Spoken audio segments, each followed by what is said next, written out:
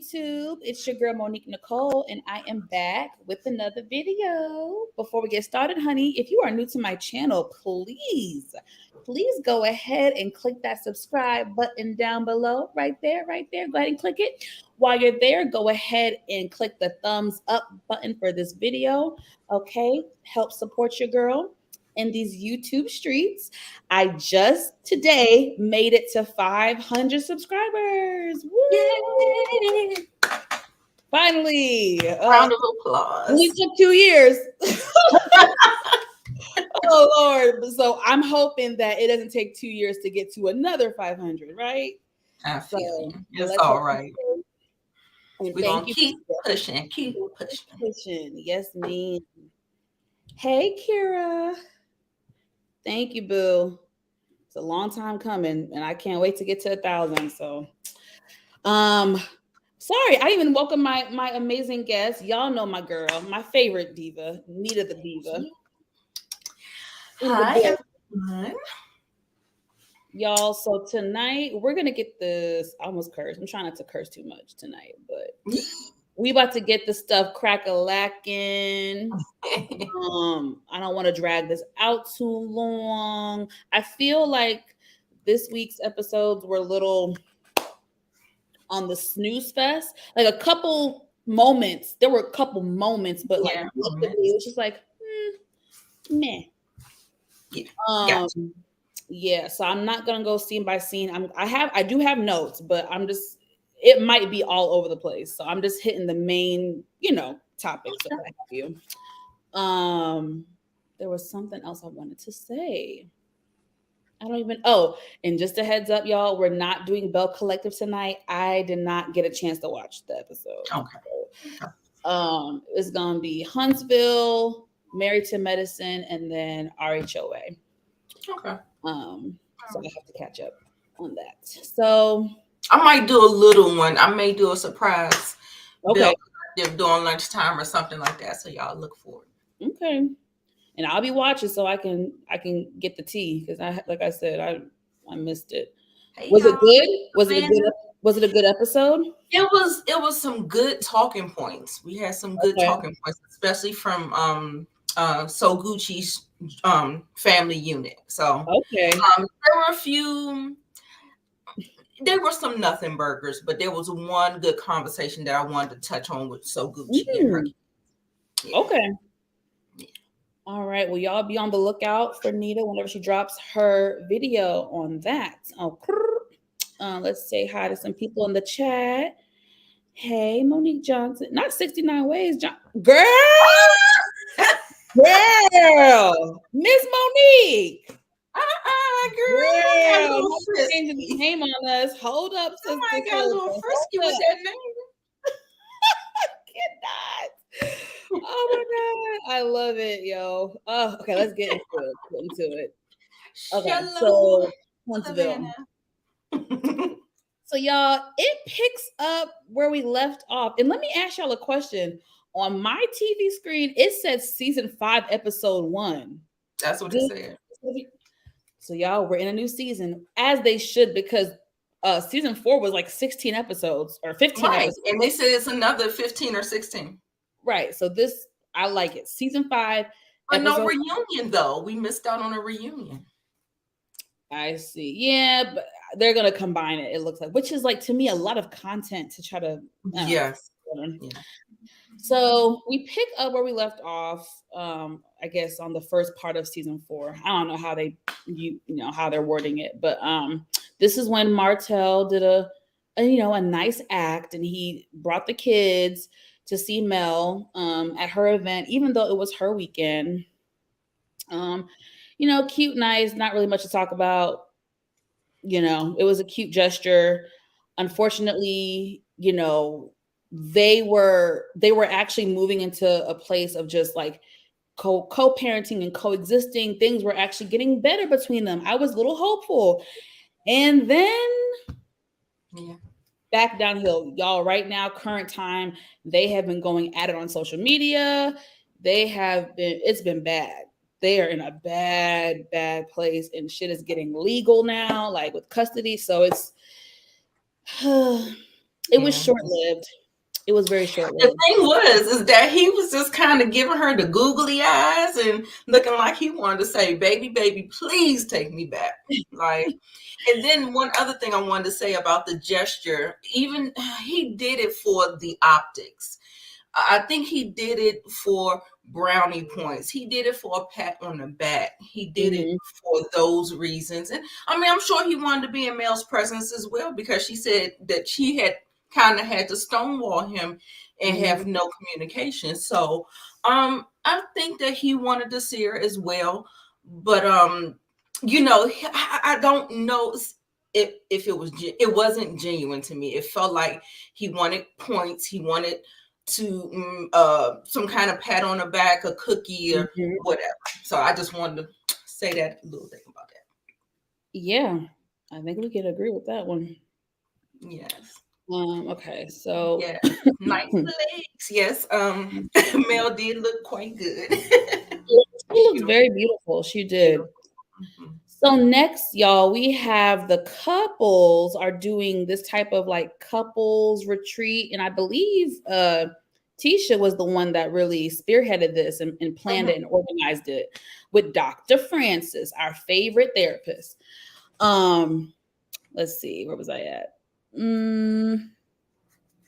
Okay, so we have, Lewis and Tiffany, Kimmy and Maurice, and we're waiting for Tisha and Marcel. They are always late. So Kimmy calls them to see where they're at. They're running late per usual. And she slips up and she mentions Dr. Francis. It appears as though Martel did not know Dr. Francis was going to be there. I don't think he realized this was going to be a full-on couples counseling retreat. And we know how Big Back Martel likes to act. Marcel. Marcel. How he likes to act when it comes to therapy and counseling and people calling him out on his shit. We know he don't really like that. He don't really do Dr. Francis, because Dr. Francis doesn't pussyfoot around. He gonna tell you like it is, whether you like it or not. And did you notice him saying that he couldn't make him a better husband? He can make him a better man, but he can't. I doubt if he can make me a better husband. He's so arrogant. Wow. He's so arrogant. I was like, what? He was over there sounding like dude from DC. From DC. So what? Like, it is what it is. I am what I am. Yeah, Chad, I can't. That's what it sounded like. I can't stand them. So while they're on their way, Tiffany gets up to take a phone call. I guess she had a business phone call, what have you.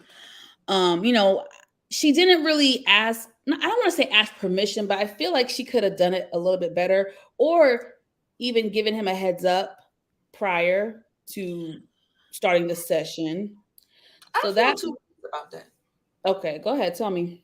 I get what you're saying, but I feel like that the session hadn't even started. They were just like, kind of doing pleasantries and, and the other couple hadn't gotten there. They hadn't gotten started. They was just, shooting the breeze. So I understood kind of where she was going with it, but at the same time, I felt like she did say, excuse me. She didn't ask for permission. I probably wouldn't have asked for permission either, because I'm grown. So I mean, that's just, I don't know. And you know what, Nita? Now that I go in my memory bank, I actually felt the same way you did. My opinion shifted when Tiffany and Lewis started having an attitude. I just felt like they had a bad attitude the whole time. Yeah. So I think that overpowered it, and that just made me feel like, bitch, what do you think you are? But yeah, initially it probably wasn't that rude, but it's the fact that they had an attitude later on throughout the whole. So we'll get to that in a second. Yeah, so it kind of reframes that whole thing too. So yeah, I get it. So Tisha and Marcel arrive, but Tisha looks so sad. She found out that her friend passed away. I guess like literally on their way to the counseling session, they found out that her friend from college passed away. So she is visibly upset. Dr. Francis and Marceau, you know, comfort her. And it's always terrible when you get news like that. I you know, I've been there. So I hate, it's just it's sad. It's tragic. So Dr. Francis calls out Lewis for not holding Tiffany accountable when she stepped away, I guess, from the counseling session. Lewis says, you know, he's supposed to protect his wife. Yeah, you are, but that also means holding her accountable. You know, I feel like some would say Dr. Francis was looking too deep into it, but then I could also see where it's like, does this play into y'all's roles as a couple? You know what I mean? I can see where he's trying to dig a little bit deep. I don't know. I'm torn on was he picking something out of nothing, making nothing out of something, or is there some validity in his concern? So yeah, it could have been editing, because I felt like it was a little fast to make the assessment, because you know, he just met them. So I mean, maybe he was watching the show. So maybe he watches the show. So which Monique says she think Dr. Francis was going to move on without Tisha and Marcel. I was like, okay. But yeah, hey Khadijah, and yeah, the fact that they were totally closed off to the process. You know, it was it's a little disheartening, because we listen. Let me look at my notes to see if we can just probably get into it. So Tiffany gets very defensive. She says to Dr. Francis, well, it seems like you just want me to follow whatever you have to say. So they're just coming off like they were throughout the entire time, they were very defensive. They had a rebuttal to everything. And at one point, Kimmy was like, y'all can give advice, but y'all can't take it so well. Like, you guys are shutting down every single thing that this man says. So it was annoying. Especially, you know, because there are cracks in the marriage and you need help. So why don't you just be open to the process? Now, if you was on TV looking perfect and faking like Arena and Jamie, now, I mean, I don't know. Like, y'all can be open. You, like, people just do not. I think with therapy, you have to be open. You really do. There's no way around that. You know, you're just not going to get the most out of it if you're shut down, defensive. Because even when my therapist says something that I don't really agree with, I'll be like, I'll take a week to sit down with that, process it, and then I'll come back in. You know, even if I don't agree. Because I was like, maybe it's something I'm not seeing. Maybe I need to look from a different perspective. So, girl, I have told my therapist a couple times, well, I don't agree with you. I like my therapist, I love her. She'll be like, okay, so you're not gonna like what I'm about to say. You know, she's like, just hear me out. Right. You may not like this, but and I'd be like, well, I don't agree. So let me think about that. And exactly. At least take it, process it, whatever you like, discard what you don't, but don't be so you know, reactive to the process. And they definitely were. I mean, for a couple that have so much lit for everybody else situation and everybody else's marriage, you know, they were just acting like they were the perfect couple. So at one point, Kimmy calls them out and says, well, you know, she thought that, you know, based on what Tiffany has said previously, she wants a baby. There have been arguments in the household about her work ethic. How are they going to handle a baby? This, that, and the third, the dynamics of the family. They've had these conversations. So it was weird for Kimmy that they're sitting up here like everything is peaches and cream. Because it's like, why are you here then? Exactly. Why are you here if everything is just perfect? So right. They piss me off. So the couples have to do this exercise where they're basically like tied to each other. And are they racing to cross like a finish line or something like that? You thought it was a race? I thought it was just to see the teamwork, to see whether or not you guys could, move in sync with each other. Okay. Yeah. So but was it a race, y'all? Leave it in the comments. Yeah, let me know if it was a race or they had to do something. I don't know. It was like a lap or something.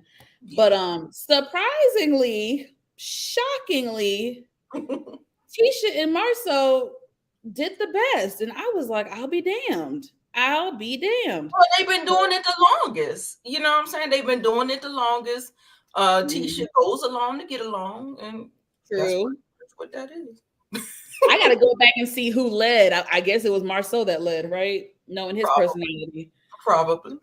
So Kimmy, our girl Kimmy and Maurice did not do so well, you guys. They were struggling. Yeah. There was some type of power struggle going on. So there was something there. And then Tiffany and Lewis, Tiffany damn near gave up and was like, "Can you carry me?" And his big old hey, like shout out to Color Me Pink. He calls him Fat Albert. Hey. He gonna pick her up and go to finish the exercise. I was like, all right, y'all are funny. This is He seems so henpecked. He does everything she says. Now listen, I don't like no whole lot of somebody being real domineering over me. I don't like that. So yeah.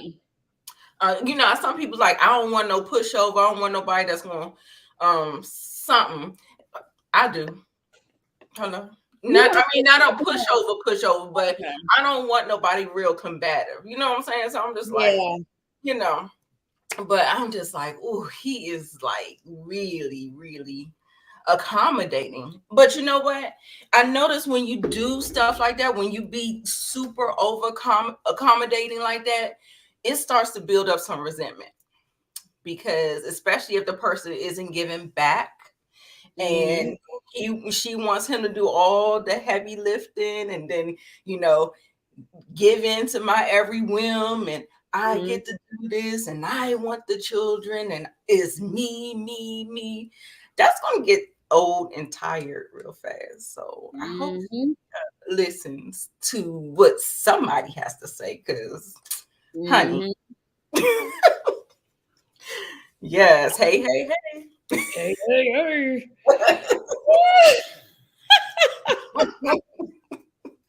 Hey, y'all, I'm not even trying to make fun of him because I'm big as hell, y'all. I gained so much weight.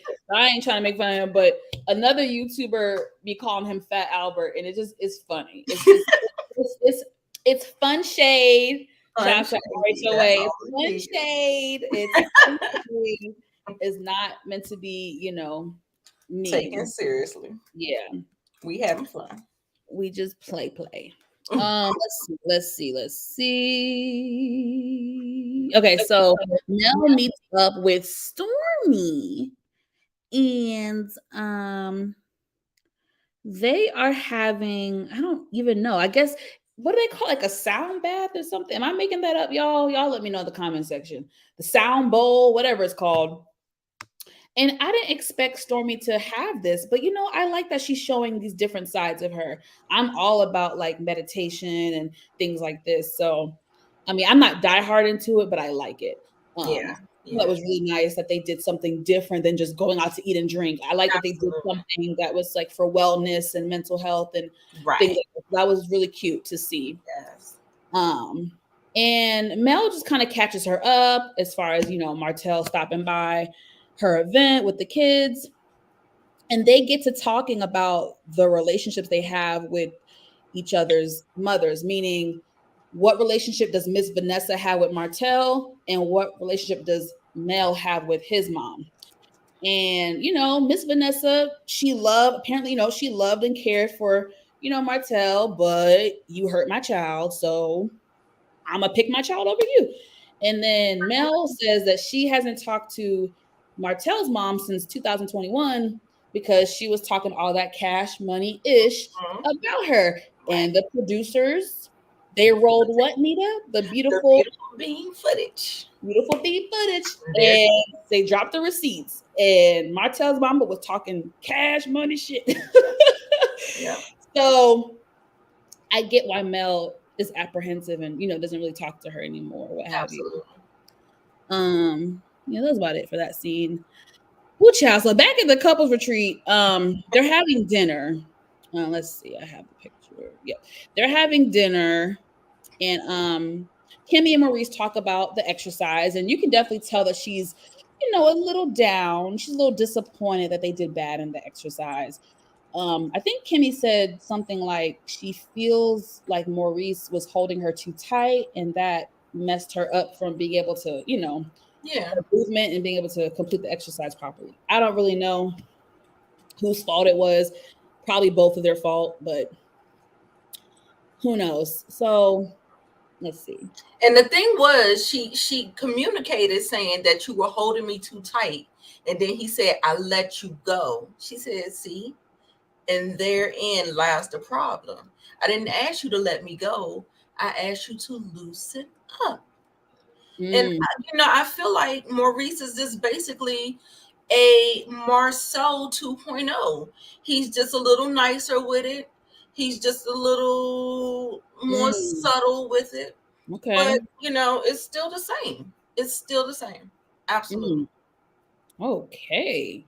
Yeah. That was a good little breakdown. Thanks for coming. Yeah, sound bad. Thank you. Yeah, they're very relaxing. I need to actually listen to them a little bit more. They are very relaxing, and peaceful. Okay, so what had happened? We at the dinner, child, and somehow it gets to like Tiffany and like having a baby. Lewis, of course, we already know is not really on board with that. So Dr. Francis points out. This is very profound. He said, basically, she's had 3 major losses in her life. When she was born, she was given up for adoption, or for, whatever. I think so. Yeah, adoption. And then, she had her adopted parents raise her. And then, sorry, y'all, my notes is all discombobulated. What happened? She had a divorce. So he started listing all these prominent things that's happened to her throughout her life. And it seems like she wants a baby. I don't know if it's because she views it as like your child, you're going to have unconditional love. So I think she has some issues that she has not touched on. Like, and she's using a baby as an excuse. Yes. Or a safety blanket. Yes. A lot of people do that. Case in point, Kiki Wyatt. Oh. No. Yes. Reason on God green earth to keep having all them babies like that. Absolutely not. It's just crazy. And she needs to go sit on a therapist sofa. Ain't no reason. And I'm like, Tiffany, why are you in your big ass age? I mean, she's not that old. She is not, but she looks and dresses like it. But the point is, why and then she's talking about bringing a baby into chaos. I work better in chaos. I'm like, what? Who the hell wants to have a baby in chaos? Who wants to do that? Like, I don't even understand how people bring babies into a pandemic. We're like in a global pandemic. Russia is at war. It's just like so much going on. I'd be like, this girl, no. We ain't having no more kids. This is too much. Her even making that comment lets me know she's so far removed from having a child. Like, your children are like preteens and teens. That means your ass done forgot. You need to go babysit somebody's damn kid to remind yourself what it's like to have a toddler, right? An infant, right? Because I don't know if it's something in the water, but these kids ain't like the kids of yesteryear. So they is off the chain. They off the chain. Let's see. So Dr. Francis says something to Lewis, like something about, do you read a lot of philosophical books or something like that? And something about he doesn't personalize a lot of, he doesn't get personal and deep about a lot of things because he doesn't want to be vulnerable and have to deal with the pain or people's judgment or what have you. And Lewis is just shaking his head. And I'm just like, y'all just gonna just dismiss everything this man is saying to y'all? Now, I'm working on not personalizing. So I think that's somewhat of a good practice, but he has to bring it in balance. Like when it comes to your wife, it comes to people that you care about, someone you want to have an emotional connection with, then okay. But just like, maybe friends or other people's opinions and stuff like that. But it feels like he's like that across the board. And when you look at people like that across the board, then you say you're emotionally unavailable. So that's how you get that title. Emotionally unavailable, when you brush off everything, you don't make nothing personal, stuff like that. So yeah. But he needs to but I mean, I commend him. I feel like he still communicates. He doesn't shut down. So he has some good things going for him, but I still think when you minimize yourself, that's when that resentment starts to happen, and you start to have these feelings, and then next thing you know, we have a problem. So. Right. Good points. Yeah. Yeah, I didn't know that either. When she said that her adoptive parents was addicts, I said, well, how the hell did you? Well, maybe they adopted first, and then the addiction came later, like in the 80s when the crack era came. So I don't know, but I was like, wow, they seem like a nice little old couple. I didn't know they was all strung out. I said, you don't have to put their business on Front Street like that. They all old. They old. I ain't even think nothing of them. I just thought they was an old, sweet little couple, and there she didn't. She got through there. Y'all, so that was Huntsville, chat. It wasn't really much. It was a very boring season opener. Very boring. And I'm disappointed because usually their season openers are good. They are known to have good season openers. I was a little disappointed. But you know what? When I saw the I actually think either they should have either tack that on to the last season, because it feels like a continuation. Yes, very much so, very much. But when you saw the previews, like that's where we getting somewhere. So that really should have been in the other season. I agree.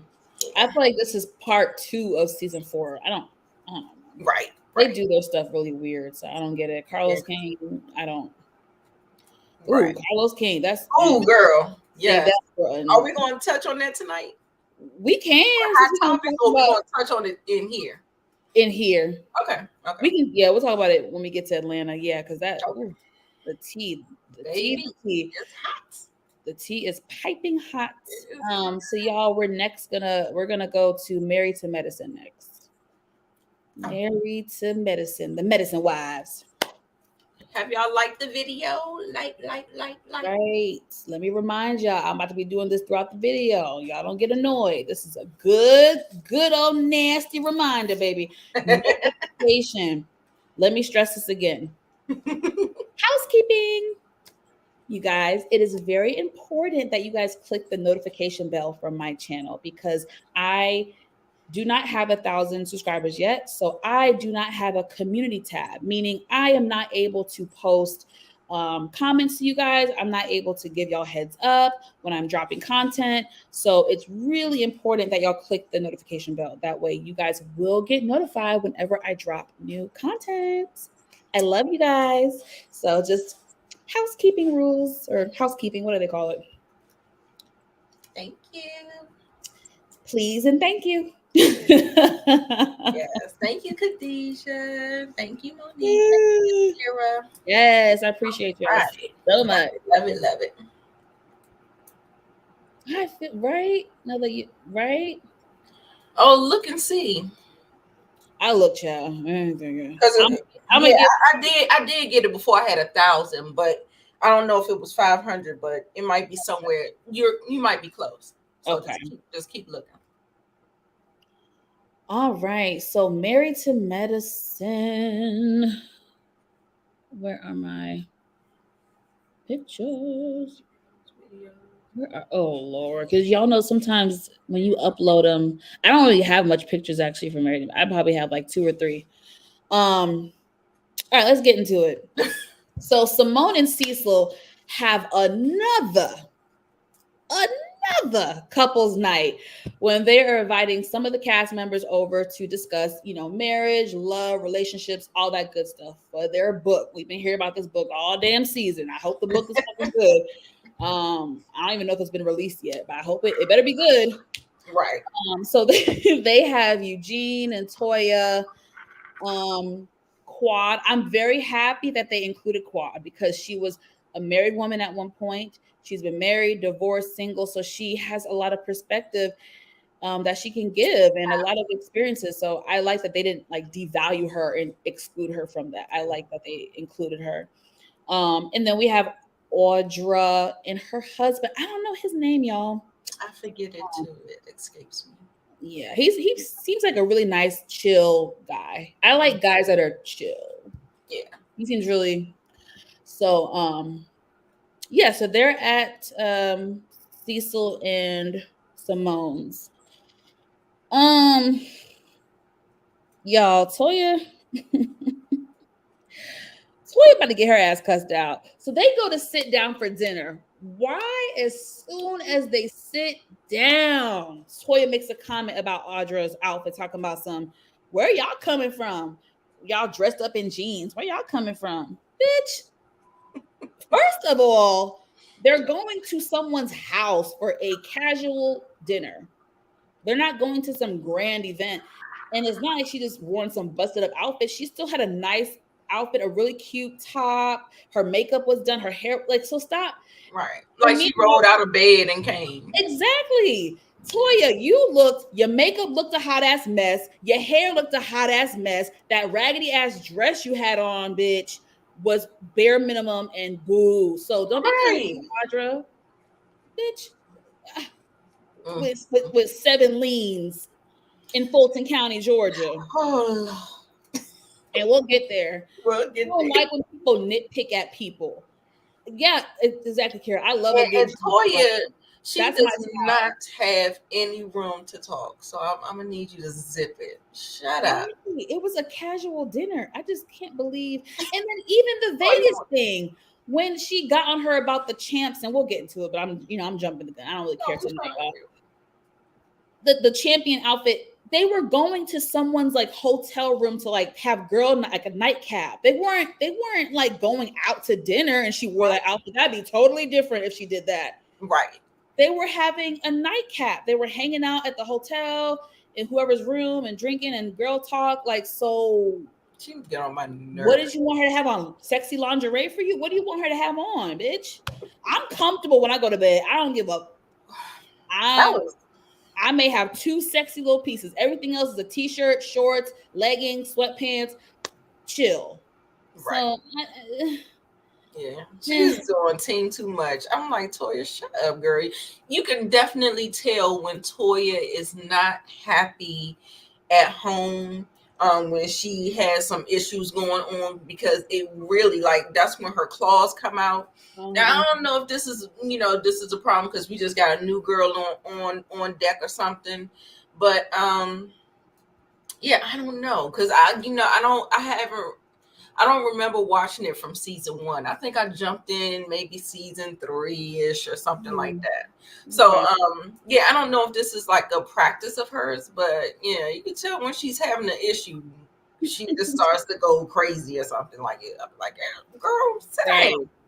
Yes, tacky Toya. And the thing is, they've been saying that from day one. So to me, Toya's always been like this. It's only, to me, it's amplified when she's going through stuff at home and you said, exactly. This has always been her, but I do agree. I feel like it's amplified whenever she has problems or whatever, stressed out, whatever the situation is. But she's always been like this, because Tacky Toya, that nickname was from season 1 or season 2. That was given early on, so that says a lot. Right. I love that Quad was reading her down in them damn confessionals, girl. Oh yeah, Quad got a vendetta. I don't know what's up with them. They've always had an up and down friendship, but damn, Quad, I'm like, you're coming for Toya pretty heavy in those confessionals. I guess we're not friends anymore because the way you come for her. Anyway, so Audra goes on to confront Toya about talking mess about her while she was in Vegas. I touched on that. I don't see nothing wrong with her little outfit to wear at the hotel. Let's see. Wait, what? My notes are all out of whack. So honestly, y'all, the main event was the holiday party. Okay. Quad's Christmas holiday party / housewarming that she had in her beautiful big mansion. Now, I love Quad.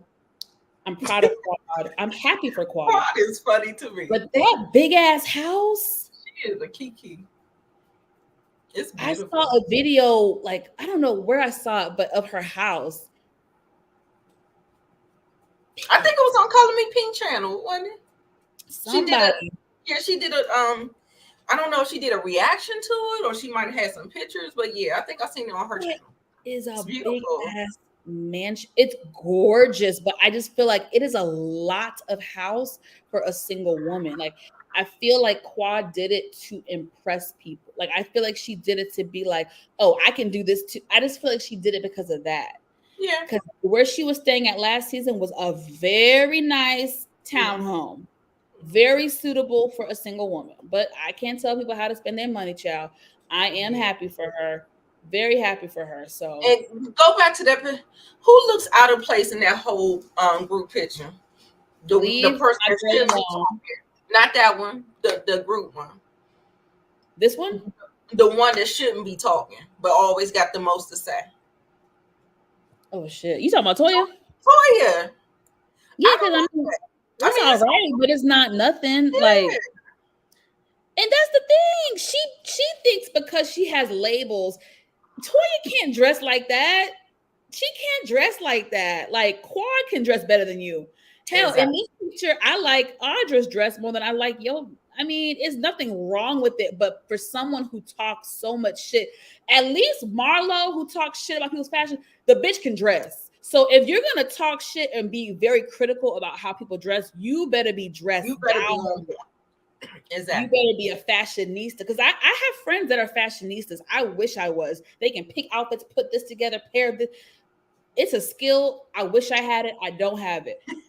I have nice style, but it's gonna be simple. You gonna get jeans and a nice top. I actually like Anila's outfit.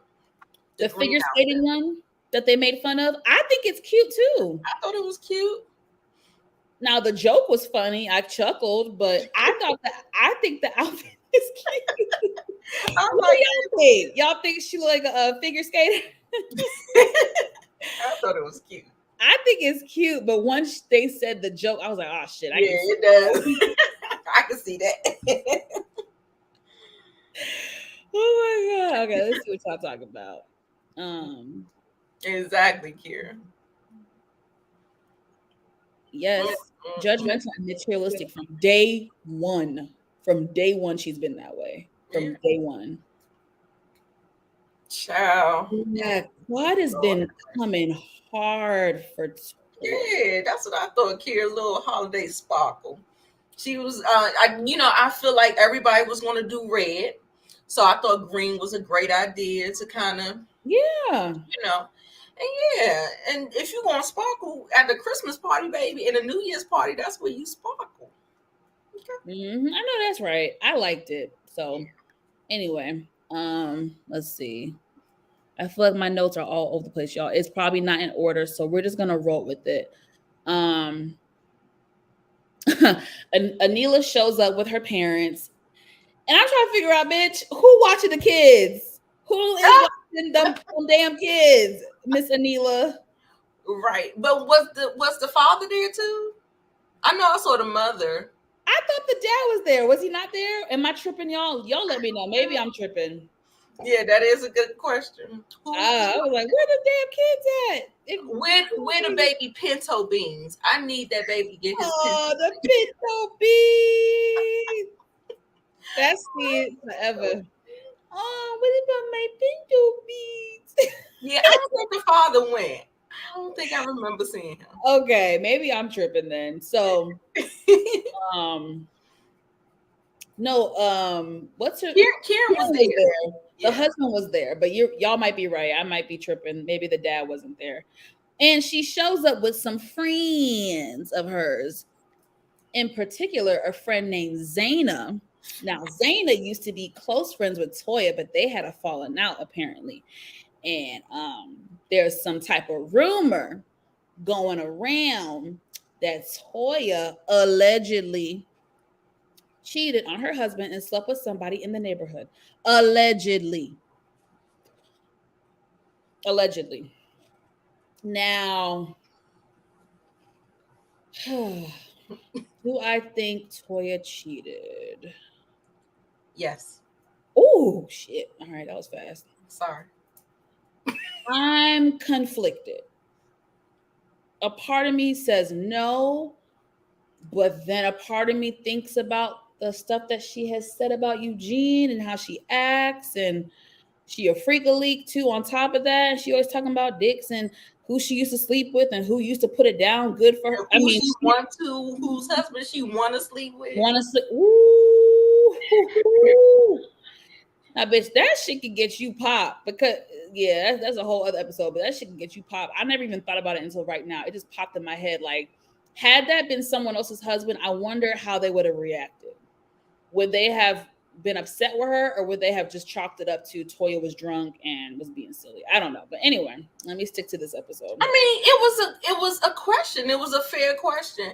If whoever posed the question, if you didn't want, maybe with the caveat, say not anybody in this group. You know what I'm saying? But right. I think when you ask whose husband among the group would you want to get with, I feel like you don't have no room to get mad. I mean, maybe I know Heavenly would get mad for sure, but I don't think that there's no reason to get mad. Not if you're secure. Yeah, but I wouldn't. You know, some people funny about stuff like that. So, Miss Chris said no. Heavenly. So, okay, hold on. Let me try to. I'm torn between going off the dome and looking at my notes. So at the party, right? Anila and Toya are going back at it, back and forth. So in the midst of that, Heavenly tells Toya about the rumor, and she went in. She said, "Who the F is saying that? I will take my shoe off and put it in your damn head or skull," whatever the fuck she said. I was like, damn, that's some hood shit, bitch. Okay, you violent. Okay. Oh dear. I mean, Toya, she did fight season 1, so I mean, shit, she got it in her. Okay, she do got it in her. And she a little hood, low key. So, let's see. Sorry, y'all. I'm like discombobulated right now. Now, did her friend jump? I think her friend jumped in before it got to this part. Her ghetto ass friend that jumped. A hot ass mess. I was like, girl, she looked like she wanted to fight at the door. She wanted to fight at the door. She was a pit bull in a skirt. I said, what in the world? She jumped up. But the other girl, she had like this stank face. Like when she came in, she looked like she was a pit bull. You know what I'm saying? Like she knew what her purpose was. Like she was ready to get with it. I was just like, girl, what in the world's going on? I said, it wasn't even necessary. It wasn't even necessary. Yeah, I mean, I can see it too. That's why I say I'm torn. I'm torn between she wouldn't, and I also like the stuff that she be saying. Yeah. I wouldn't be surprised either. I mean, Quad, they say Quad and the girl are friends. Quad and Zaina are friends. Okay. And outside of the show, Quad and Anila hang out a lot. Because I follow them on social media. They hang out a lot. So I can believe that Zaina is friends with Quad or what have you. So through her, yeah. But from Heavenly's live, he said the shit looked like a setup because they mic'd Zaina. Now, if they mic you, ooh, they micing you for a reason. Like exactly. So, I don't know. I think the producers knew that who Zaina was, maybe they did not know about the rumor, but they knew that Zaina was a former friend of Toya's that lives in the neighborhood, and they knew because they mic'd her. And when you get mic'd for a reality TV show, especially if you're not a main cast member. So Heavenly was like, it felt like a setup, and I can respect Heavenly because that's a trait that I have. Whether I like you or not, if I feel like something is wrong, I'm gonna speak on it. Even if I don't fuck with you, I'm still gonna be like, I don't fuck with you, but that person did you wrong, or that was wrong, and I like that she ain't effing with Toya, but she peeped game and she was like, that ain't right, y'all. That ain't right to do her like that. You know what I mean? Because Heavenly respects marriage and family, and so I can appreciate Heavenly giving her a heads up. She was like, I think they about to ambush her, because it's genuine, because she before that she spoke to Jackie about it on the low. She was whispering to Jackie like, y'all, they brought the, so you can tell she was like, oh shit, are they about to ambush this bitch? Like, ooh. So yeah, y'all, it was a whole mess. So after all that hoopla with the rumors and the Neela and the crew going at Toya and back and forth, and the friend trying to jump up and fight, after all that hoopla, Audra decides to come for Toya. Now, I'm gonna give some benefit of the doubt. I don't know if it was editing. It had to be edited. It had to be, because it felt so random, out of place. I was like, ooh, timing. It was just like, I understood it, but I felt like it must have been a dig, say it again. And I don't know. It felt like she wanted a moment. And it was too many people. It was too public. I felt like, I don't know. I was like, oof. I had like secondhand embarrassment. I was like, ooh, girl, she was getting her together, but I just felt like wrong time. But it was a mess. I was just like, ooh. Heavenly was like, is this some HIPAA for legal stuff? It's like, she was like, I don't think you're supposed to be putting the business out like that. It's public record, baby. It's public record. Let's just, because people have been going in, like, not here, but on social media, let's give Audra a little bit of benefit of the doubt, because these producers will chop some shit up. And exactly. But then again, bitch, you keep coming for me. Exactly. You can't keep coming for somebody and think they're not going to clap back. Yeah. Right.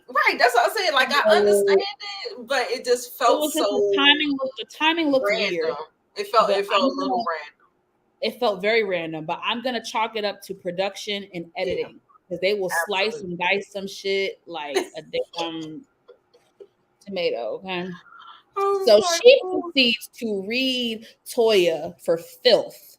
So she was like, okay, well, since you want to talk so much shit about me, let's talk about the fact that you lied and said that you got $1 million for your house. That is inaccurate. So she pulled out her handy dandy calculator and started doing the math, baby. Start adding up, subtracting.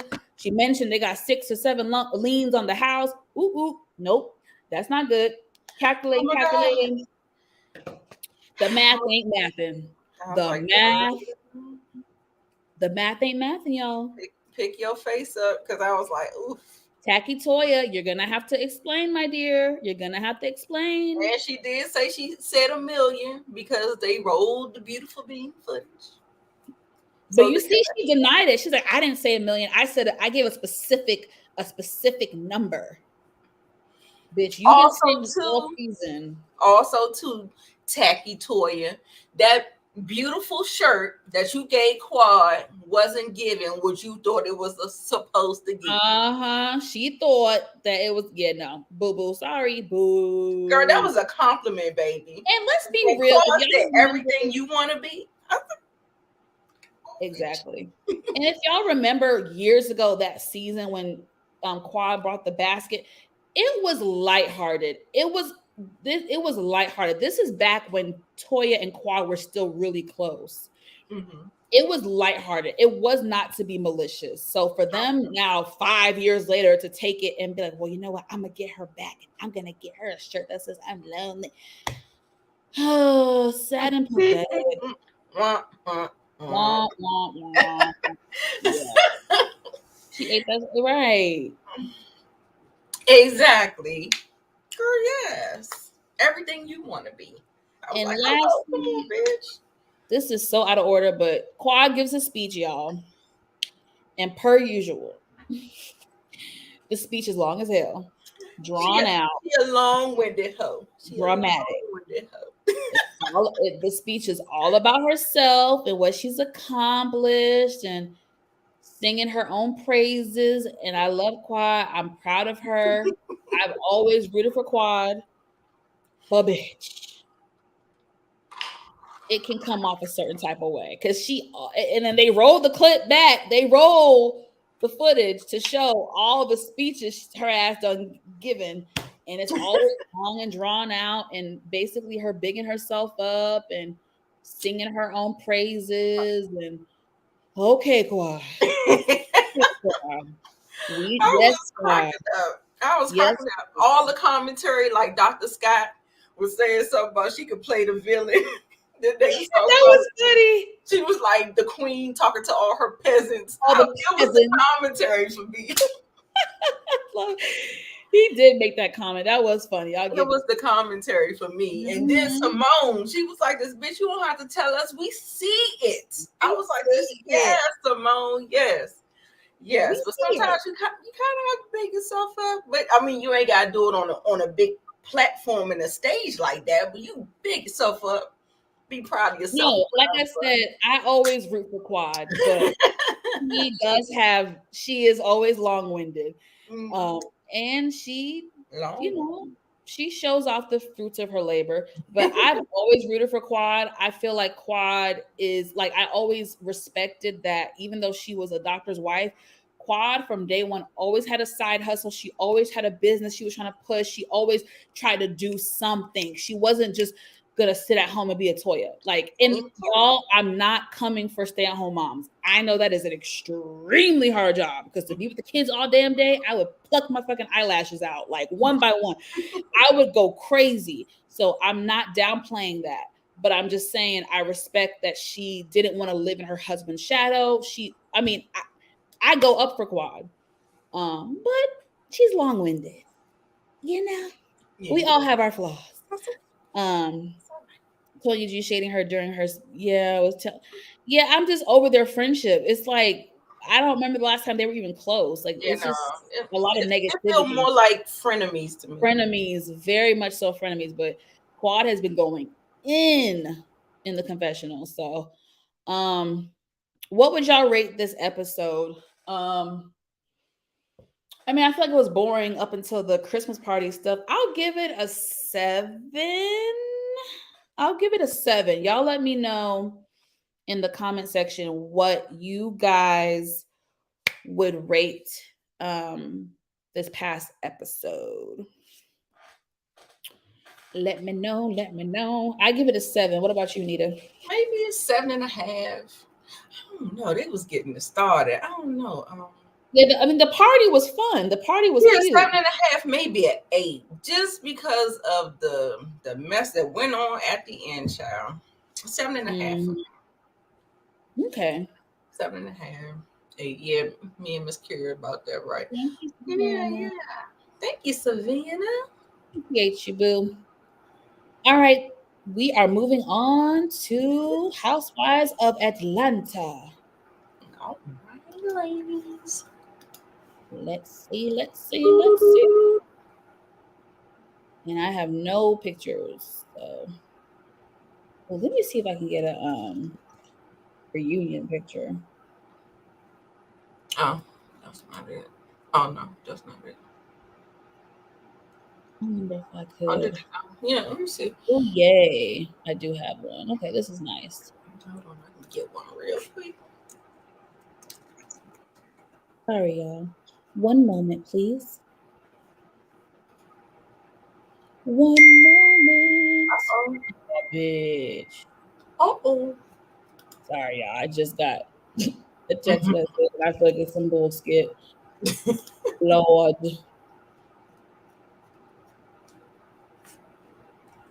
So the reunion. Now, the interesting thing is, in a picture, right? On picture, the ladies, aside from Candy, the ladies look like they're all wearing orange.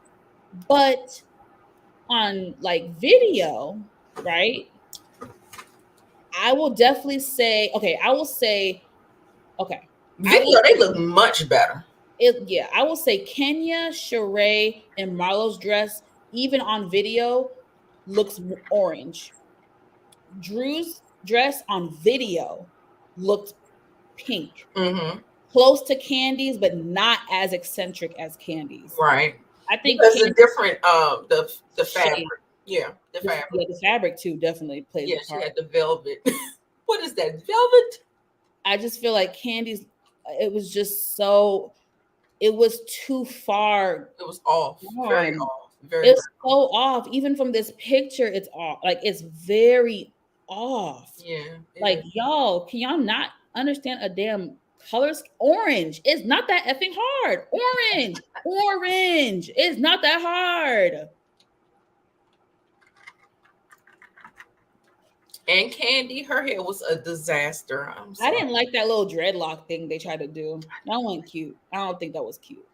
It looked like two hairstyles in one. Girl, Candy, fine now. I don't know what they was doing. The dressmaker and the hairstylist, fire them both. What is that velvet? You know, I hated Sonya's dress, but sitting down, it didn't look too bad. It looked okay sitting down, but standing up, ooh, atrocious. I'm actually not mad at Sonya's dress. It's not my favorite, but I'm not mad at it. I feel like Sheree's dress was basic. Did she look good? Yeah, but it was basic. I think my two, if I have to pick two, it's gonna be Kenya and Marlo's dress. A third, mine is Drew and Kenya. Okay. Yeah. All right, y'all. So we talk about the fashions, honey. The fashions, darling. Yeah, again, my notes are all over the place. It is what it is. We're gonna touch on the important stuff. So let's get into it. Marlo had all that too. I would like to see her hair up one time or something. I know, right? That's true. I love too everywhere, and I'm like, maybe I don't know, but it feels like they don't ever have their hair up. They always have their hair down. Is that a thing? I don't know. A lot of them have. I think a lot of them have had ponytails before. Okay. Sheree has. I know Candy has. I don't know if Marlo has. She's had some up, some down, but I don't think she's ever had a full high pony. Yeah. But yeah, to your point, most of the time it's down or yeah. What the hell does my notes say, child? I don't even freaking know. Hold up. It didn't give. So hopefully part 2 will be better. I agree with you, Monique. I was kind of like, okay. Yeah, it wasn't really. But we focused on Sheree for too long for nothing because she's whack, number 1. And number 2, not Sheree whack. Why? Like, girl, no. Well, since we're talking about your favorite person,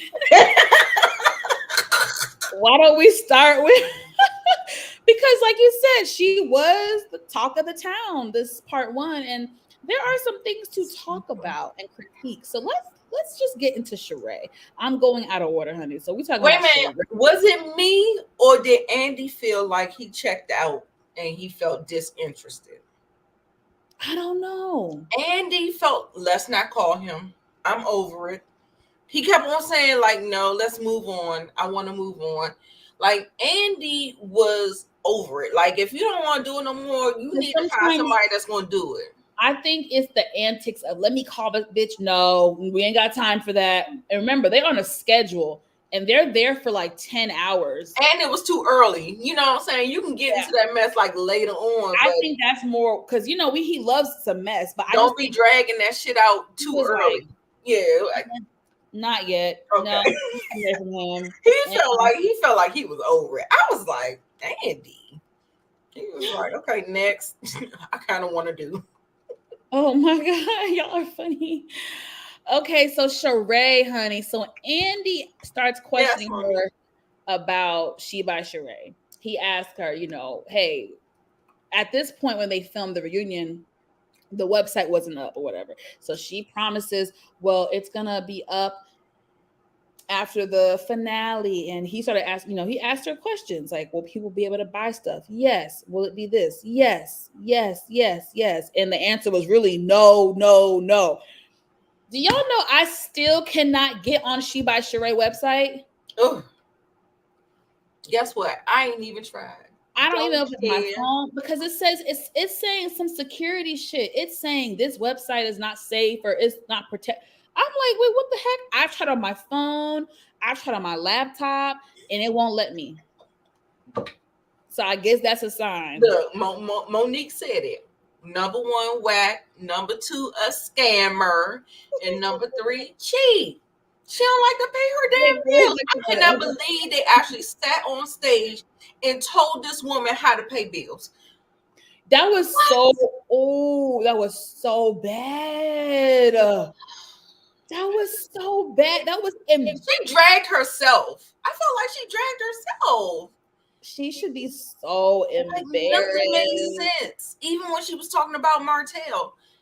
It doesn't make sense, Sheree. The math is not math, and the elevator is not going all the way up, girl. What? Oh my God. Oh my God. I am a hot ass mess. Oh, child.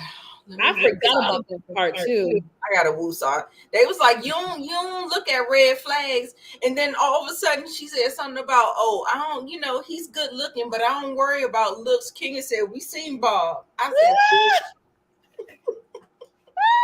the way I screamed. I'm like, y'all better leave Bob Whitfield alone, child. I said, listen. The way I hollered when Kenya said that, she had some one-liners for your ass. She was quiet over there. She was getting you together. She was saying little things here and there. I said, come on, bitch. I know you just started. She was like, I ain't give you too much. Right. Monique Johnson, I know, because the thing is, her old website, I had no issues. I was able to upload it. But this new website is giving me all this error message about security and shit. I ain't putting my damn credit card on that shit. You damn Skippy. Good point. If y'all gonna buy something, use PayPal. Yeah. Because that has extra security for PayPal. And definitely nothing attached to your bank account, child. Nothing.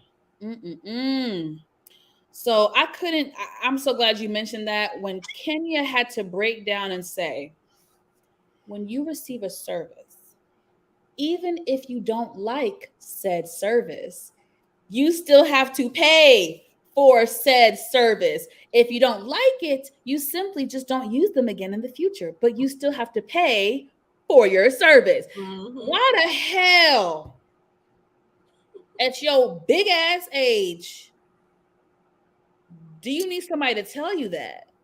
That's crazy. I was embarrassed. I said, that's why she's so whack. I said, her and Martell, they deserve each other.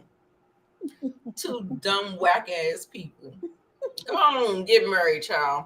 Live happily ever after. No, but I'm glad she kept it a buck and was like, he's not my boyfriend.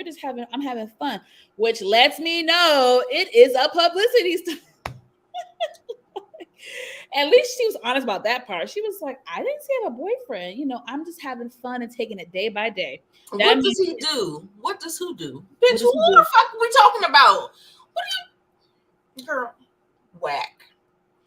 Next, I can't take her. Please get her off my screen. I cannot. And Andy really didn't know because he was like, what did he do to his ex-wife? And I'm glad Kenya, because you see, Sheree was gonna try to be, and Kenya was like, he cheated and had a baby that resulted in a baby.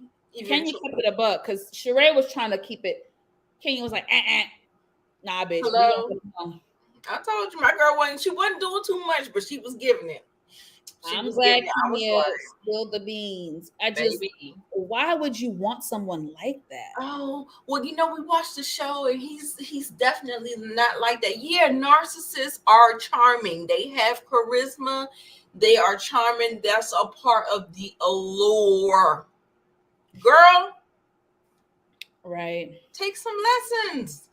Mm-hmm. You got the Yelp review. It's on TV. It's documented. We know what he does. Mm-hmm. Then we got two. We got possibly Melnika, Melody, and then we got Ariane. Look how he's treated all the women. Why do you think you're different? Were you different with Bob? Mm-hmm. Were you different with Tyrone? And bitch, don't do me about Tyrone because, girl, now you want to be talking bad about Tyrone? Don't do me. You was sitting up there crying. Do we need to play the clip? Bitch, don't play with me. Oh, the sex is just so bad. Girl, shut up. Talk about bro man from the fifth floor. Bitch, you wouldn't say that for the last damn 3-4 years. Bitch, get Sheree off my goddamn screen. I cannot stand her. Get her off my screen.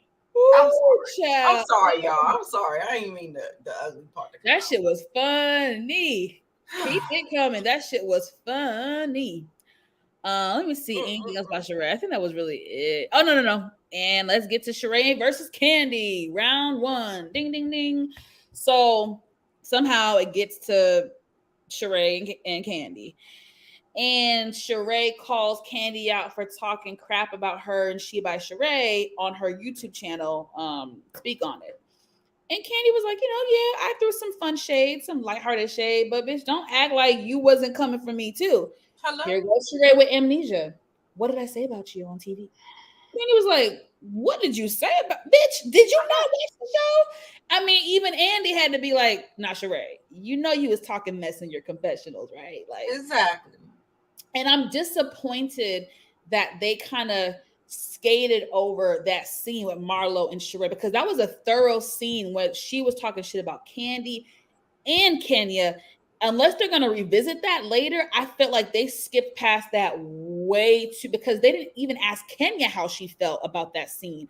I really hope they revisit it, because that scene was said, they need to go back and revisit that, because I want to hear from Kenya thoroughly, and I want to hear from Candy thoroughly. Oh, girl. I think Team Twirl is saving it for her segment, darling. So she might be. She might be. Yes, Monique, the most embarrassing housewife. Ooh, is Sheree. Did she get that title? Yes. Because I watch pretty much all the housewives. I don't watch the white ones. I don't watch. I do. I need to put you onto a couple of them. They be good. I do watch Beverly Hills from time to time because of Garcelle. That's all. Yeah. But them white heifers, they be New Jersey, love. Beverly Hills, love. New York, I heard they be cutting them. New York, they used to be. That used to be. Yeah, I used to love New York. If something goes viral, I'll be like, let me catch the clip or something like that. But I don't. Yeah, I'm not invested. I don't watch. Right. And then she said a comment about clickbait. And it was like, you think I need you for clickbait? She had 10 million followers, Candy. And she needs you for clickbait, girl. Go sit your ass down in the corner. Go to the corner, Sheree. Right now. Take your black ass. Girl, go sit your ass in the corner. I cannot. Oh, Sheree. Oof. If I was your children, I would be embarrassed. They should be. You hear me? They should be. So, let me see. Drew and Sonya get into it initially, something about careers and who's accomplished what, and I didn't really understand that part. But what I really want to talk about is when they was talking about the beginning of the season when they went to New York, and Sonya says that she, in fact, did pull Drew to the side and tell her about the issues that she had. You know what I mean? She did not just ambush her in front of the girls. So I don't know what to believe. I might be believing Sonya because Drew does lie a little bit. Yeah, me too. Sonya started crying and shit. I was like, girl, don't cry with fucking Drew. Now, but I feel like Sonya, why the hell did you not speak up in like, bitch? I would not have. Why did you not speak up at the moment? Because I would not have gone all these months filming and to never mention that, to never say it. That's the only thing that give me pause about it. Weird. Yeah. I'm still not. That still doesn't. Even if she's telling the truth, for me, it still does not excuse some of her antics, like her nitpicking at Drew, her being rude to Ralph, and being sarcastic, like, "Oh, y'all act like y'all busy," and then trying to play dumb, like, "Bitch, you were rude to my like." So all those little side stuff, I'm still not excusing it, but I'm just looking at both of them sideways because, again, I would not have. I would have been blurted it out like, nah, bitch, why are you trying to act like I pulled you to the side? I gave you a heads up, you know. What did you think? The whole thing about me is that, look, listen, I'm going to tell you this one thing. Drew is very good on her feet. Like, I feel like she got the comebacks. I feel like she got the juice to be a housewife. So I want to see her back, even though she's not my favorite. She got it. She reminds me of what's that girl name? Mia from RHOA. From Potomac. Just with the dramatics and with, you know, whatever she got to do to make it pop or whatever. Sonya, on the other hand, I don't know if she seems a little bit too sensitive. She's very timid. I don't know if she's I feel like she's articulate, but I feel like it takes her a while to get there. But I think I'm going to tend to believe Sonya over Drew, just in this instance, just because I know Drew to be a liar. Just like, look, who said? Sheree said, I know her to be a liar. I was like, yeah. And then that whole thing, who was talking out of both sides of their face? Kenya said, don't be doing a Donald Trump. Kenya said that about Marlo. I don't know. Why I look like I'm freezing? Am I freezing, y'all? It looked like I'm freezing on my computer. Not on my end. I think you're still good on mine. Y'all tell me if I'm freezing. I don't know. I'm not getting any kind of signal that I'm weak. But it looks like I was freezing. I'm sorry, y'all. You're good now. Yeah, no, you're good. So I'm about to go. I was wondering why she got so emotional. Can you? I don't know. I'm done talking about Sonya. Let's move on because I got 2 more points to make before we get out of here, y'all. So it's about to be really funny because I'm about to go in on Marlo and then I'm about to defend her at the same. This shit about to be really funny. So, baby, Marlo and Candy and Candy get into it. And I am team fucking Candy. So Marlo is trying to downplay the fact that Candy has helped her. And Marlo said, I'm sick of you saying this, like, you helped me get a show. You helped me get a show. It was Todd that helped me get a show. Bitch. They're married. Not only married, they're both heavily in the industry. If anything, more so Candy than Todd. Now, Todd has the whole production. He was doing that before Candy. He was doing that before her. So it's still, the argument was ignorant. It was stupid. It was small-minded. Bitch, it doesn't make a difference. Like the Candy was like, bitch, I'm the one. Me and Ty both had a conversation. And we both mentioned your bitch. What the hell? She's like, I presented this shit to Ty. What the fuck are you talking about? She said she's even went as far as to say there's been times where she has pitched her name to agents, say, hey, can you give this job to Marlo? The fact that Kandi even gave two shits about you when years ago when Bravo turned their back on you and Nene turned her back on you, and you had really nothing going on, the fact that Kandi cared enough, thought of you enough to be like, hey, you'd be really good for this show. Let's try to pitch it. Let's try to get it picked up. Y'all, I'm not in the TV business, but from what I hear, it is very hard to get a show picked up. To get a show greenlit, it is very hard. So they had the show greenlit. The show was a go, and Marlo bucked it up for everybody. If y'all are fans of Funky Dineva, he has said the same story for years. His story has never changed. Kandi's story has never changed. Marlo, I'm looking at you like you fucking crazy. According to Funky Dineva, he said this long time ago. He said, like, basically it was Marlo. Marlo bucked it up for everybody. She was being super picky with her contract. She was nitpicking. She had all these demands.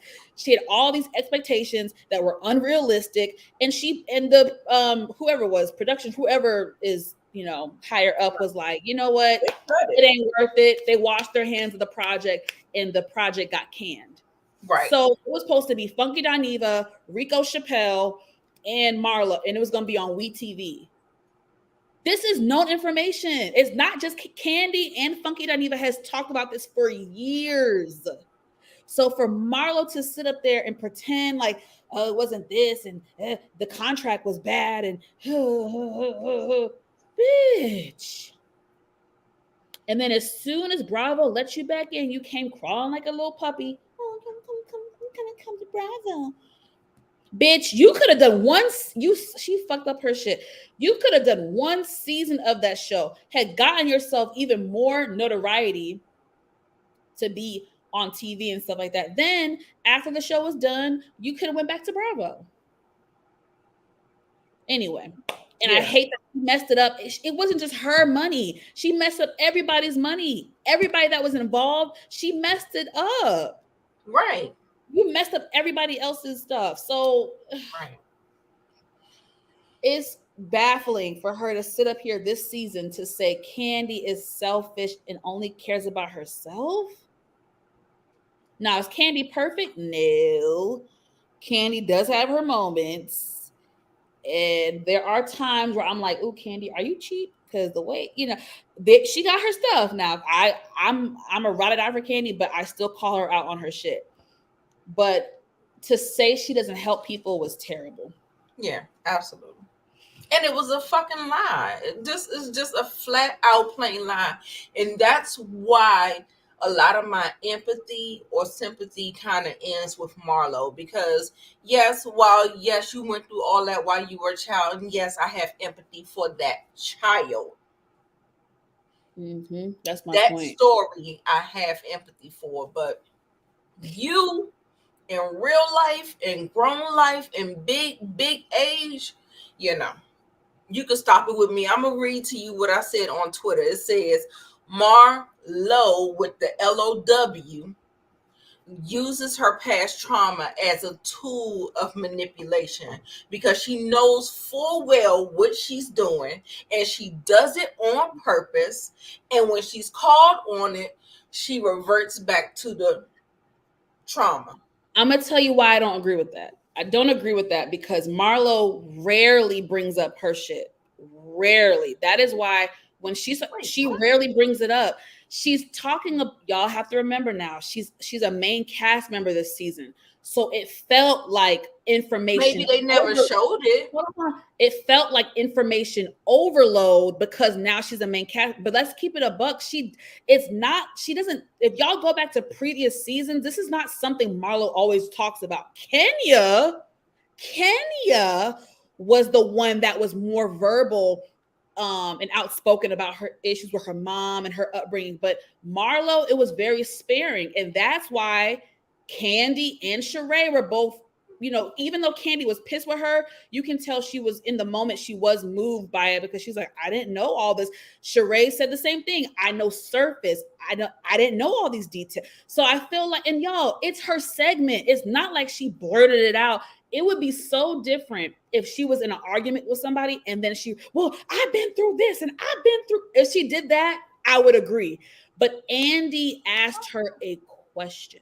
Andy asked her it was her segment, the cue cards, it was about her life. And this is the most, in her 10 years on the show as a friend of, this is the most in-depth that we've ever gotten from Marlo. All we've ever known is that she had a crackhead mama and she was in foster care. We did not know she went to 5 different foster care. We don't know that she was abused. And if y'all read between the lines, she was kind of admitting that she was sexually abused as well. If y'all read between the lines, I could be wrong, but there was a specific part where I felt like she didn't say it, but she kind of said it. We didn't know all that stuff. That's why Candy said, I didn't know them details. Sheree said, this is the most I've ever heard. And they know her in real life.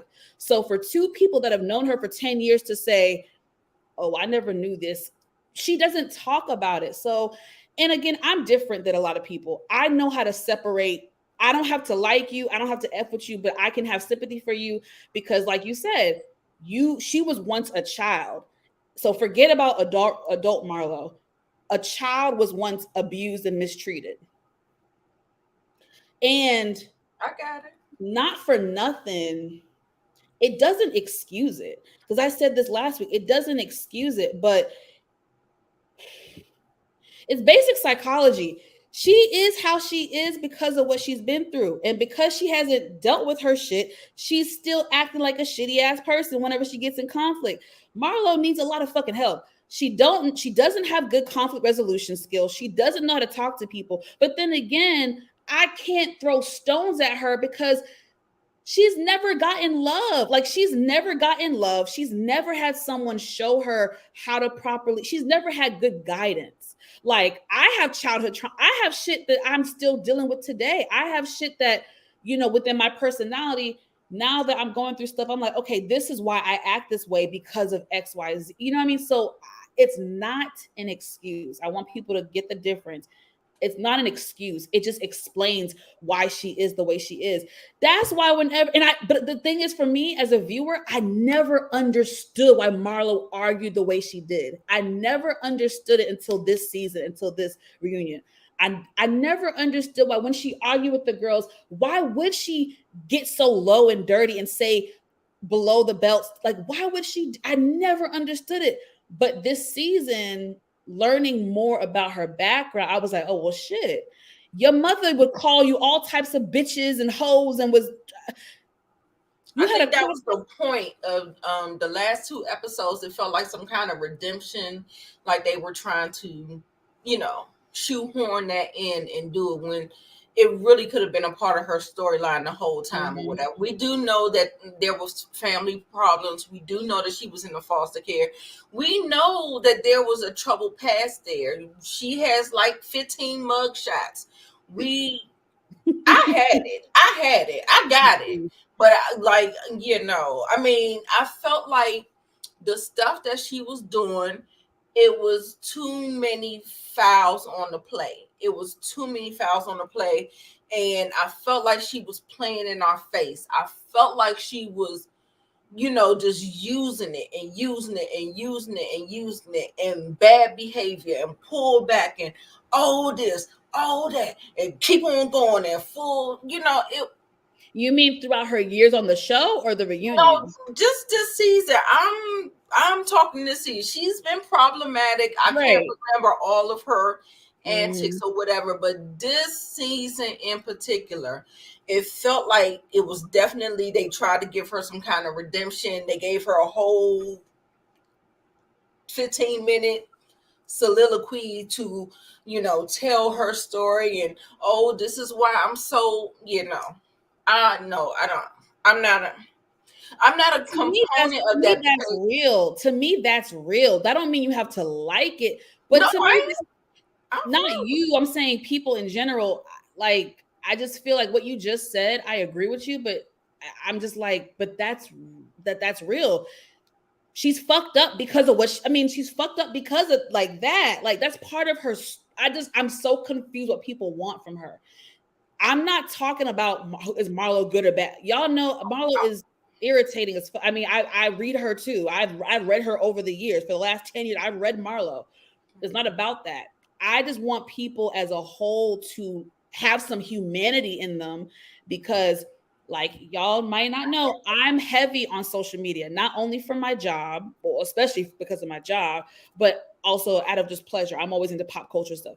So when I say y'all and stuff, I'm not talking about my people in the chat. I'm talking about people on social media, people on YouTube, people in the comment section. I've seen some pretty vile comments. It do be. Yeah, and I'm talking, and I'm mainly talk what y'all talk about. I don't. That's cool. I'm talking about the people who say really vile things, and I feel like to say you don't care that a child was molested is very far fetched. To be like, well, I don't have sympathy. That's weird to me. Like, you don't have to like her, but still show some compassion. Still don't lose that humanity inside of you. Be a human being. I promise you guys, it's okay to say, I feel for Marlo and what she's been through. I don't like her, but I feel bad what she went through as a child. That's okay to say it. Y'all don't have to fuck with her. I just want more people in society to have that mindset, because I see it all the time. I'm like, y'all know two things can be true at the same time, right? Yeah. Like, that's all I'm saying. We know Marlo's fucked up. I've been saying she's fucked up. Now listen, Kenya is getting ready to tell you exactly how this whole thing is going to, like, I felt like she tried to get into it, but they cut her segment, and we're going to get into it in part 2. She was like this, I disagree. And that's all I'm saying. I disagree. I'm not saying no, I give her all the sympathy and empathy for her past. I do. But this, no. Because even when she's told, even when she's corrected, even when she's trying to be shown different perspectives, she's not listening. She doubles down. She lies. She's vile. She goes under the belt. Like, I mean, sometimes I understand that these are trauma responses. Yes, I got all of that. But, I don't understand why anybody hasn't told her that she really needs to exactly. I don't know why you have to work those things out. You're not going to have any successful relationships unless you work it out. Exactly. And so now you have these superficial relationships. You bought your florist to a +1 Jamaica trip. You don't have. Come on, make it. Well, she said it. I'm like, see, this is the thing. I think I said it last week. On one hand, I'm like, Marlo, you should have been in fucking therapy. You should have been in therapy. You should have been in therapy. You should have been in therapy. But I don't know if people were telling her that. And like I said last week, let's not pretend society as a whole, we just started accepting and being pro therapy like 5 minutes ago. Like, this is very new. The last 3-4 years, like this hasn't been pro therapy, pro mental health. This hasn't been a thing. So who? And then in the Black community, it was taboo. Go to church. So I don't know exactly. Go to church, pray about it. So who's to say there was anybody in her life that even told her to? I think now, because of how society is forming, you hear her say, well, damn, maybe I should go to therapy. Maybe I should go to therapy. You hear her saying that now more, because I think this could be one of the first times where she's like, shit, I need to go to therapy. You know what I mean? I'm just thinking it like that too. I'm trying to give a bone, but I definitely feel like above all else, once she had those kids come in her home, she should have went to therapy then. Like, where's Dr. Francis? Oh, we need him. Baby. Dr. Francis would get Marlo together real fucking quick, okay? Yeah, because he kind of has like a no nonsense. He actually acts like a therapist I've never seen. Like, I don't know. He's very what is the word? I'm not gonna say forceful, but he's very like, you're gonna get this message. You know what I'm saying? Like, I don't know. Like I said, my therapist, she's very, very gentle. She makes me come to the, to the thing on my own. But it feel like Dr. Francis be like this. Yeah, he definitely don't play. But I like hear what you said, and that's again basic psychology. She constantly returns to what's familiar to her, which is being nasty and guarded. Yes, and cut it. Like, that's all she knows. If I had a mama that abused me and called me bitches and hoes, and I don't know how I would be today. Do you understand? I don't know how I would be.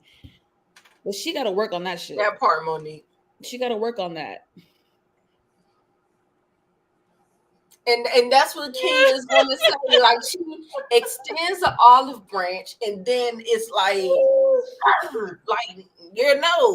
I'm not going to allow you in my space because I have to protect me at the end of the day. Because that can become kind of abusive as well. It's toxic. Yes, it is abusive. I'm not going to let you be a terrorist in my life. Like, absolutely not. I will remove you. Marlo needs a lot of work, and I really hope that she's in therapy now. I understand, like I said before, in the past, therapy wasn't something that's pushed, but now that she has those boys in her house, it's been 3 years plus. You need to do them and yourself justice and go to therapy. I know people try to weaponize that now. It's like I'm hearing that like a diss, like go to therapy. But no, she needs it badly. Yeah, I'm saying. I do feel bad for her, but like I said, I feel like someone should really understand bad behavior because she points it out in other people, but she don't see it in herself. So that's where the disconnect with me is going. Like, and then she'll sit up there and really just like lie on someone, and I'm just like, girl, what in the world is that?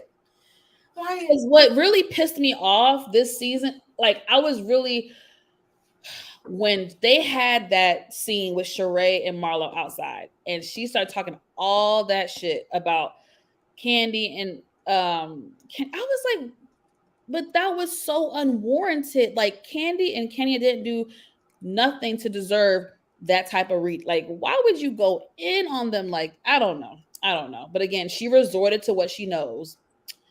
But anyway, y'all, we gonna pray for Marlo and hope that she gets help, not only for herself, but for the betterment of her nephews, because I do not want her to project or pass down any of her bad ways onto them. Yeah. I feel like she wants the best for those boys, but I don't think that she has the tools to do so. Exactly. So I want her to get the tools that she needs. And even if she is a work in progress, she needs to get the boys their own tools. So they need to be in their own therapy. And she needs to be in her own therapy, and they need to come together and have a family therapy.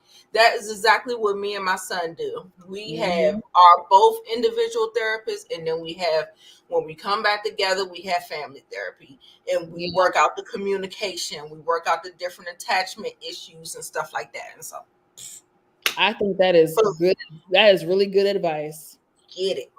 That's really good advice. We're team therapy over here, y'all. Absolutely. Well, you guys, we are about done. Oh, one more thing. Carlos King. Oh, yes. Before we go. The talk of the town. House of Aaron. So Candy Burrs is doing publicity tour. She's going on a bunch of with all the YouTubers, minus the top YouTubers that cover, reality TV stuff. And she was on House of Aaron, I think yesterday or the day before. Y'all, she finally revealed why she does not F with Carlos King. For those that do not know, Carlos King was a prominent executive producer on the show during the prime years, from season 1 to season 9. And he left the network or what have you. And him and Candy, just something always seemed off. Carlos in interviews would try to keep it cordial, keep it cute, but we could always read between the lines as fans. Yeah. Well, Candy, especially with him. Candy completely really, she never said anything. So yeah, he I will give her weird. that. Yeah. Yeah, he did give a weird vibe, and that's why I always knew it was something going on. But Candy, like, I'm one of those, it must be a Team Taurus thing. Like, we won't say anything. If you say something to us, it's between us. And that is just how Candy operates. You don't catch her in no lies. She don't lie.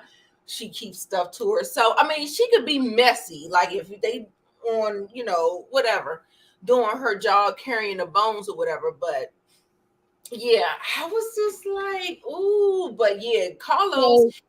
And then he lets. Oh wait, let me say it though. Let me say it. Oh, okay. So,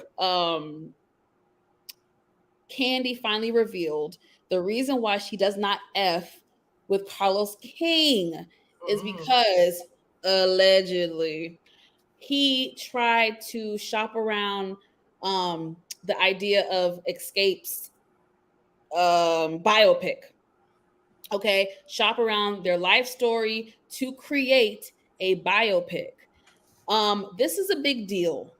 Not only is it messed up to do that and not inform the person or let the person be a part of the process, it's also the fact that Candy and them worked closely together. Candy said that she actually campaigned for him to be a producer on a couple of her spinoffs. Okay.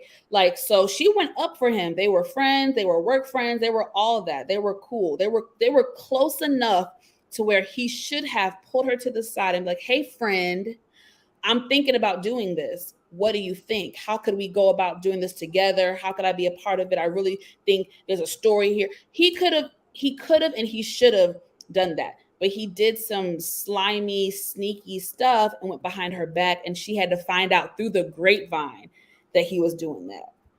And that was really disappointing to hear. What were your thoughts, Nita, when you first found out and heard about that? Yeah. That whole thing and what she said about how, she's a public figure and, people, Mike Tyson, we just got a special on Hulu. They did the same thing to him. Whitney Houston has how many biopics out? It is possible for that to happen. But that is when you start to go about morals, your moral and how your virtue versus the law. Like, yeah, legally, that's almost like the same thing with the Khalees and Beyonce. Yes, it's legal to do it, but do you give some common courtesy? You know what I'm saying? So it's like, but Khalees and Beyonce, I don't even think that they even had any kind of friendship to even feel like you had to do it. But when we're talking about Carlos and Candy, they worked together for numerous years. Her and her husband, him and her husband were business partners going into this production deal. Low blow. Absolutely not. Carlos, you got some explaining to do. Sure do. So yeah, she was very, very hurt. When she get the broke up. The crack-a-lacking in the voice. When I get the Billy Goat voice.